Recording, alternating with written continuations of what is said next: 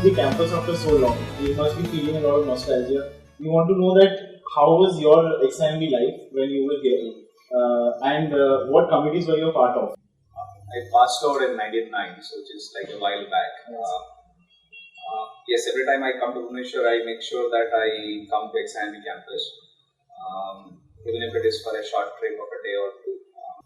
Our time, I think I was telling the folks from GIMR that probably we were the second batch of GIMR, and I was a part of the core committee of GIMR. That part, I was a part of the student council, and I was the treasurer, so the person who managed the money. And since I came from an accounting, honors, commerce background, most of my techie friends gave me my space because they clearly didn't like the concept of debits and credit in the first year, and so they're extremely worried about the basic financial accounting side. So yeah, pretty exciting time. So I was one of the few freshers in my batch, so I had the luxury of being in a way mollycoddled by my so-called senior batch members. So how's the perception of XIMB changed since you passed in 1999? Many people in the industry views XIMB as a place which is still very strong when it comes to the quality of education, and therefore there's a perception that student quality would be good. Students take their papers more seriously than some of the other MBA colleges. Our alumni, they have done very well, exceedingly well, some of them.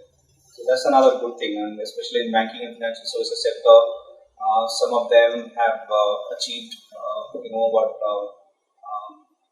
passed out from some of the larger colleges or more reputed colleges have not achieved.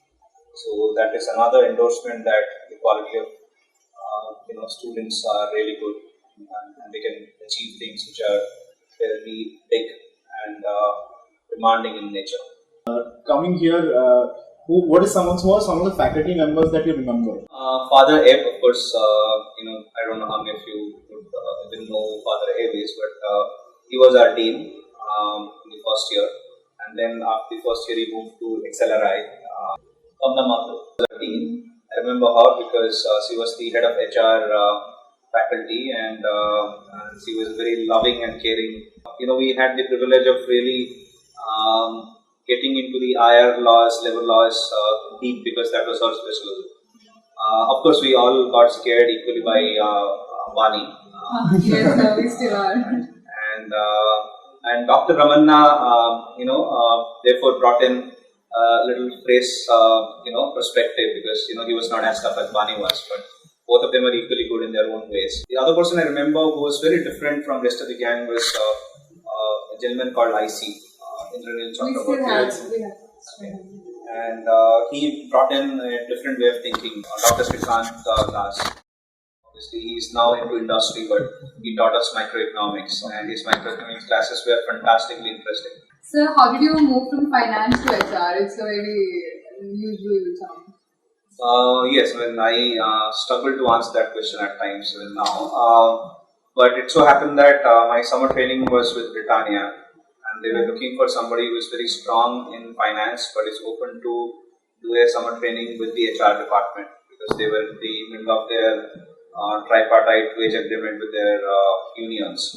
Essentially, we're looking for somebody who comes with strong accounting understanding and projection understanding. So they grilled me for finance, but they put me to HR as a department, and that was those 8 weeks in more than one ways. A manner of speaking was the foundation of my thought process to do something in HR. What is the advice that you would like to give to our current batch? In what way can we improve? The first advice is that just be yourself. One of the biggest disadvantages that I've seen MBA students trying to do is that they try and emulate somebody else in the batch or in the senior batch. This is just the beginning. You have the entire 20-25 years to go. So just figure out what your natural strengths are and build on them. And obviously try and do something about your obvious areas of weaknesses. Right? And communication is one area that most people struggle. So how do you create opportunity for you to speak up in forum, in front of others, and do not feel bad about the mistakes that you're doing, because that's the only way you improve your communication. An institute is again a channel. is not the end all. The best part about being in a college like XIMB is that you come together and you are with a bunch of like-minded students for 2 years of your journey. Okay?